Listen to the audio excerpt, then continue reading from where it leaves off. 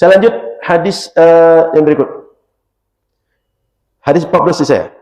Wa bihi ila qal wa an Abi Waqid al-Laythi radhiyallahu anhu qala qala an-nabiy sallallahu alaihi wasallam ma quti'a minal bahimati wa hiya hayyatun fahiya maitatun.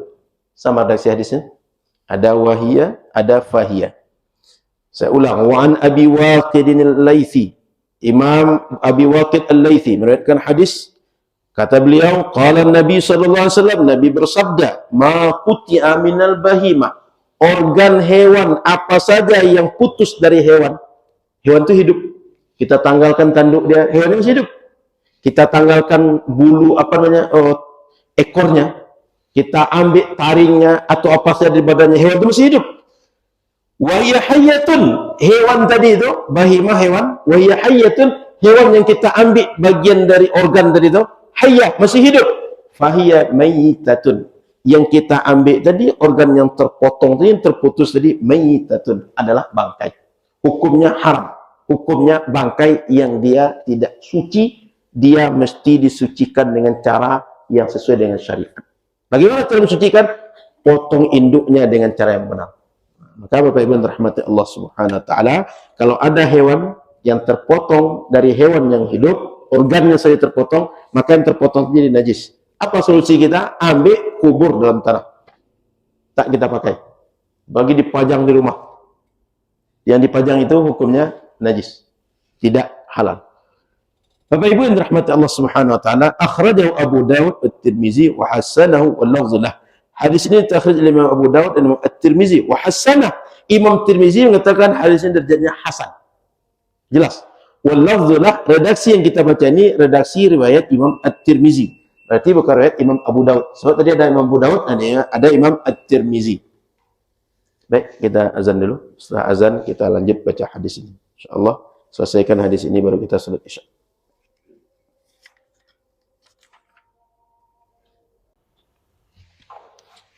Baik, Bapak Ibu yang dirahmati Allah Subhanahu wa taala, tadi sudah kita baca, ini takhrijnya Imam Abu Dawud, Imam At-Tirmizi, dan dianggap hasan oleh Imam At-Tirmizi dan redaksinya dari Imam At-Tirmizi.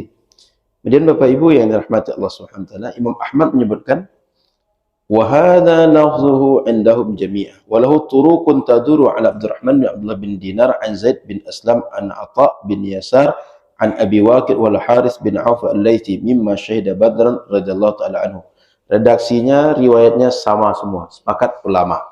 Qala At-Tirmidzi hadza haditsun hasan gharib. Hadis ini hasan tapi gharib, la na'rifuhu illa min hadisi Zaid bin Aslam. Hadis ini cuma satu orang periwayat yang dikenal. Artinya cuma dari satu orang sumbernya. Yang lain tak meriwayatkan. Ibarat kita nih, ketika semua orang biasa dengar pengajian, ketika ada suatu kejadian cuma satu yang cerita, yang lain ada yang cerita itu. Padahal kita semua ngaji biasanya nih, yang satu cerita. Maka kata Imam At-Tirmizi, hadisnya hasan gharib. Hasan tapi gharib, agak langka ini. Satu-satu yang cerita, yang lain ada yang cerita. Sehingga disebut gharib. Gharib itu kalau bahasa kita asing, agak janggal. Qultu, kata Dr. Nuruddin, fi sanadi Abdurrahman bin Abdullah bin Dinar wuthiqa wa saduqun yukhti. Dijelaskan kenapa hadis ini disebut dengan hadis hasan gharib. Dalam sanadnya Abdurrahman bin Abdullah bin Dinar, beliau seorang ulama yang dianggap thiqah, tetapi saduq yukhti, dia seorang yang jujur, seorang yang amanah, cuma orangnya kadang-kadang salah. Orangnya tidak pembohong, Pak. Orangnya tidak mengada-ada, cuma kadang-kadang kelemahannya yukhti, dia salah. Artinya informasinya itu, dia benar orangnya, jujur, tidak pernah berniat dusta. Cuma kalau menyampaikan itu kadang-kadang dia salah. Salahnya boleh jadi karena faktor usia, salahnya boleh jadi karena faktor dia sudah lupa. Dulu ingat, sekarang sudah lupa. Nah itu. Rawahul Bukhari, Imam Bukhari meriwayatkan hadis dari dia. Wa Abu Dawud, wa Tirmizi, wa Nasai. Sebab dia memang orang jujur orangnya, amanah orangnya. Cuma dia salah saja kadang-kadang. Artinya periwayatan dia bagi para ulama diterima. Wahtajju bihi fi ma lam yukhti. Cuma para ulama berhujjah dengan riwayat dia pada redaksi, pada sanad yang dia tak salah. Begitu ulama kita detailnya. Orang ini benar, orang ini valid, cuma kadang dia salah, kadang tidak. Bagian yang tak salah itu diambil oleh ulama hujjah. Bagian yang salah mereka tak pakai.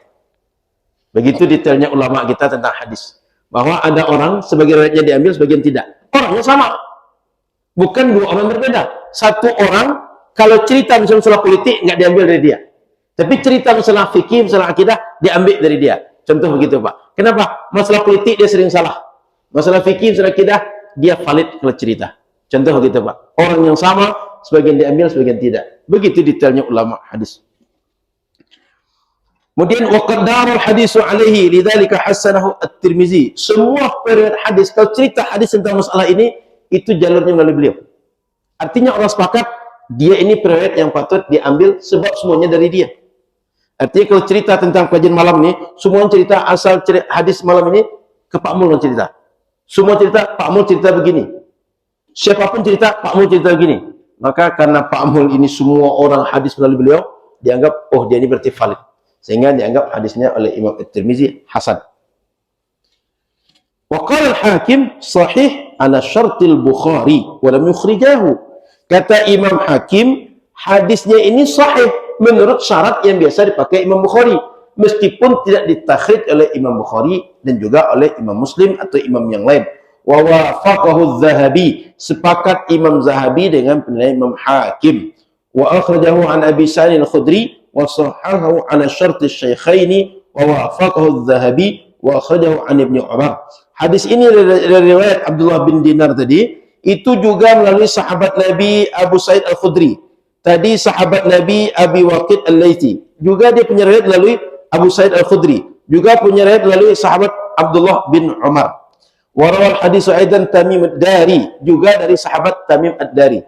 Artinya seorang Abdullah bin Dinar tadi meriwayatkan hadis dari banyak sahabat Nabi.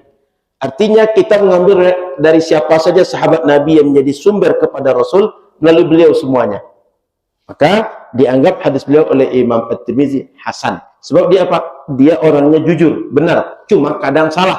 Pada bagian yang benarnya jadikan hujjah oleh ulama. Begitu kira-kira, Pak. Paham di sini ya? Begitu ulama kita detailnya. Kenapa hadis ini sampai muncul? Kok Nabi membahas tentang bagian organ yang terputus dari hewan? Rupanya ada masalah yang terjadi di Madinah. Akhraja Ahmad At-Tirmizi an Abi Waqid al-Laythi qala qadima an-nabiy sallallahu alaihi wasallam al-Madinata wa hum yajubbuna asnimatal ibil wa yaqta'una aliyatil ghanam. Qala ma quti'a minal bahimah wa yahayyatun fa hiya maitah. Rupanya dulu Nabi ketika datang ke Madinah, itu orang biasa mencabut tanduk onta dan memotong ekor daripada kambing. Apa kata Nabi? Yang kalian cabut tuh masih hidup nih ontanya. Ekor dari kambing, dari kambingnya masih hidup. Yang kalian cabut, yang kalian ambil itu kata Nabi, itu dah najis. Itu adalah dia merupakan bangkai. Sama hukumnya dengan bangkai yang tidak disembelih secara syariat. Itu asalnya, Pak. Maka ada kejadian dulu bahwa ada hewan hidup yang ditanggalkan organnya ketika masih hidup. Lalu Bapak Ibu rahmati Allah Subhanahu wa taala, kata para ulama, ini berlaku pada semua hewan. Tak hanya hewan yang halal dimakan dagingnya atau tak halal dimakan dagingnya, tapi semua hewan. Maka pelajaran dari hadis tadi sebagai penutup sebelum Isya, dalal haditsu ala anna kulla syai'in yuqta'u minal hayawanat wa hiya ala qaidil hayah lahu hukmul maitah. Semua organ yang diambil dari hewan yang masih hidup, hewan tadi masih hidup, diambil, dilepas. Mana tahu nanti dipreteli badannya satu. Semua yang dipretel itu adalah hukumnya hukum bangkai. Sehingga dia najis kalau kita makan, najis kalau kita jadikan atau kena daripada air yang kita gunakan bertoharah. Kemudian Bapak Ibu yang dirahmati Allah Subhanahu wa taala, ini tidak hanya membahas tentang apa tadi? Tentang belalang tadi. Tapi ini berlaku pada semua hewan. Artinya, tadi kan kita membahas tentang belalang. Lalu kata Imam Malik, yang dipatahkan dari kakinya atau kepalanya tetap boleh makan. Maka kita tak sedang bahas yang itu. Tapi membahas secara keumuman.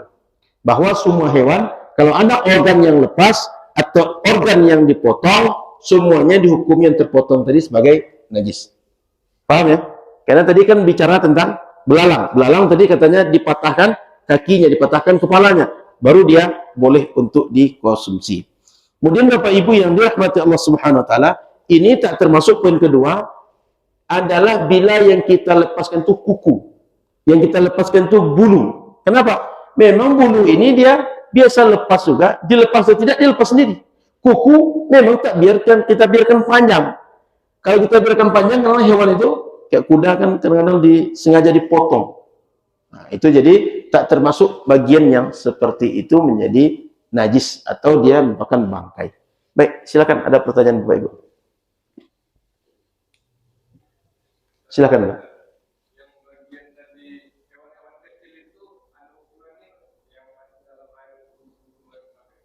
Standarnya ulama buat itu, dia kalau mati itu darahnya paling sedikit aja.